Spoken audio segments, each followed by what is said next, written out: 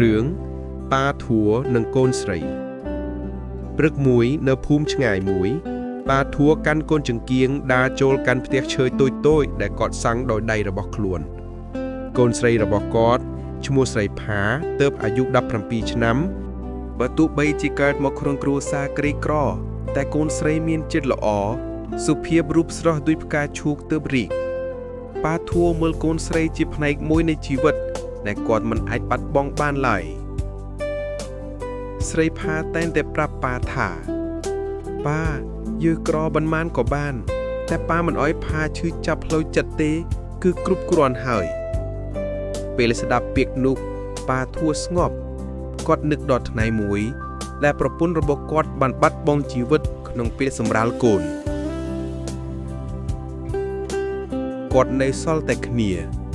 ពីថ្ងៃនោះមកប៉ាធัวមិនដែលមានថ្ងៃសប្បាយចិត្តទេលើកលែងតែពេលដែលគាត់បានឃើញស្នាមញញឹមរបស់ស្រីផា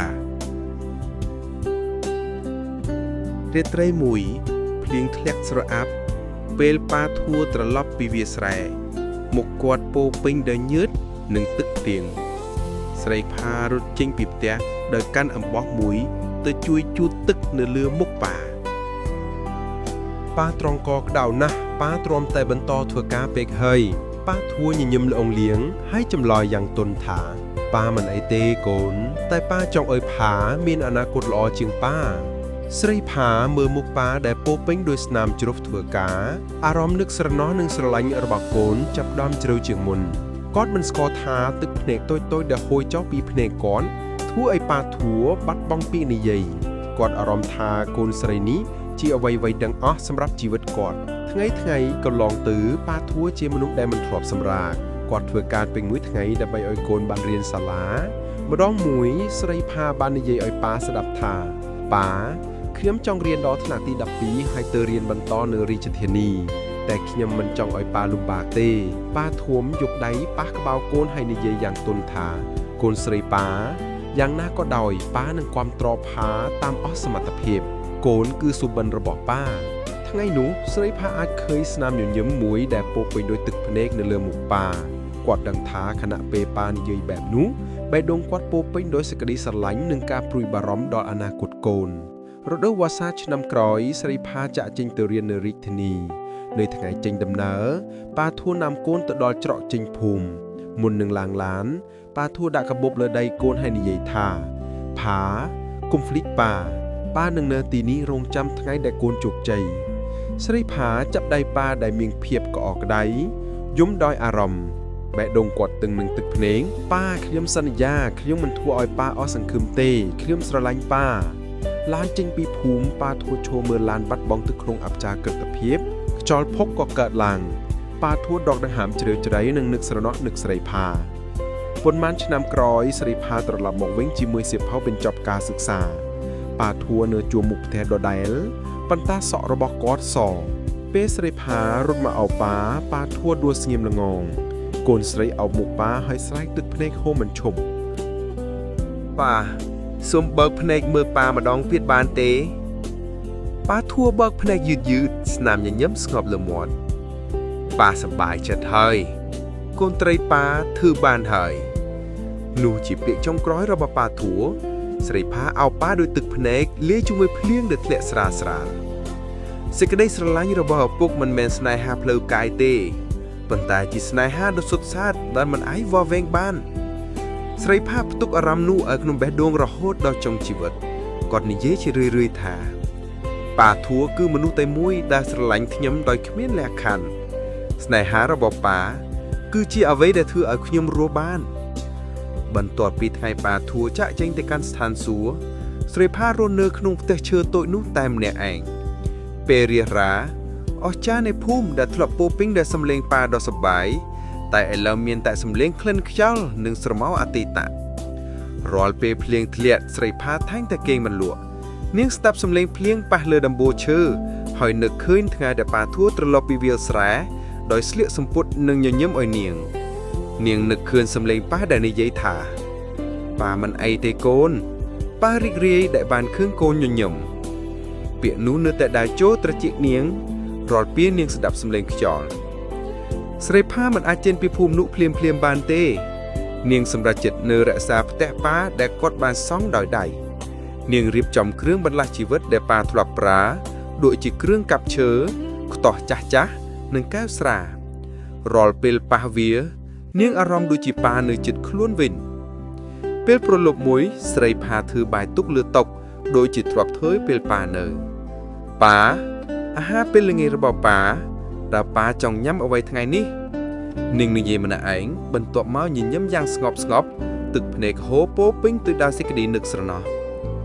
ថ្ងៃកន្លងទៅកូនស្រីម្នាក់នេះក្លាយជាមនុស្សរឹងមាំជាងមុននាងចាប់ផ្ដើមបង្រៀនក្មេងក្នុងភូមិដើម្បីរកប្រាក់នាងមិនសម្រាប់ខ្លួនឯងទេតែដើម្បីធ្វើតាមសុបិនប៉ារាល់ពេលទទួលប្រាក់ខែស្រីផាតែងដាក់បង្គោលសាក់បន្តិចទៅក្នុងប្រអប់ដៃចាស់មួយដែលប៉ាធ្លាប់ប្រើលើប្រអប់មានអក្សរចាស់ដែលប៉ាសរសេរថាលុយនេះសម្រាប់អនាគតកូនស្រីប៉ាពេលមើលអក្សរនោះនាងយំស្ទើរទៅរាល់ពេលតែការយំនោះក្លាយជាថាមពលឆ្នាំមួយក្រោយមកស្រីផាបានបើកសាលាបង្រៀនតូចមួយនៅភូមិក្មេងៗច្រើនចូលរៀនជាមួយនាងប្រាប់ក្មេងៗជាញឹកញាប់ថាអ្នកណាមិនមានឪពុកម្ដាយគុំគិតថាខ្លួនអស្ចារ្យយើងអាចក្លាយជាមនុស្សល្អបានដោយចងចាំសេចក្តីស្រឡាញ់ដែលពួកគេបានឲ្យពេលនោះក្រឹកពេលនាងនិយាយអ្នកភូមិតែងឃើញភ្នែកនាងស្រក់ទាំងសោកសៅព្រោះក្នុងចិត្តនាងធ្លាប់មានឪពុកម្នាក់ដែលស្រឡាញ់នាងជាងជីវិតថ្ងៃខ្លះនាងយកកាបូបចាត់របស់ប៉ាដែលមានស្នាមបាក់ស្រាមមកដាក់ចិត្តបេះដូងហើយនិយាយស្រាលថាប៉ាផាធ្វើបានហើយសាលាប៉ានៅចិត្តវាលស្រែដែលប៉ាធ្លាប់ធ្វើការក្មេងៗញញឹមរាល់ថ្ងៃប៉ានឹងសប្បាយចិត្តមែនទេខ្យល់បក់ស្រាលតាំងស្លឹកដើមដូងធ្វើឲ្យនាងដើរជក់មើលផ្លូវដីដែលប៉ាធ្លាប់ដើរសំបីតែសំឡេងកង្កែបនៅបឹងក្រោយភូមិក៏ធ្វើឲ្យនាងនឹកឃើញសំឡេងប៉ាដែលធ្លាប់ហៅគាត់បញ្ឈប់លេងពេលល្ងាចពេលរាត្រីមួយនាងឃើញសុបិនប៉ាធัวឈរនៅចំហៀងផ្ទះញញឹមស្លូតដៃកាន់ចង្កៀងប៉ានិយាយថាកូនស្រីប៉ាកុំភ្លេចញញឹមប៉ានៅតែចិត្តកូនរាល់ពេលដែលកូនមានចិត្តល្អនាងភ្ញាក់ឡើងដោយទឹកភ្នែកហូរប៉ុន្តែចិត្តមានសេចក្តីសុខមិនធម្មតាពីថ្ងៃនោះមកស្រីផាមិនកាន់តែសោកសៅទៀតទេនាងដឹងថាប៉ាធัวមិនដែលបាត់បង់ពីជីវិតនាងទេគាត់នៅក្នុងបេះដូងលៀងរាល់ដង្ហើមឆ្នាំកន្លងទៅស្រីផាក្លាយជាគ្រូល្បីនៅភូមិមនុស្សទាំងអស់គោរពនាង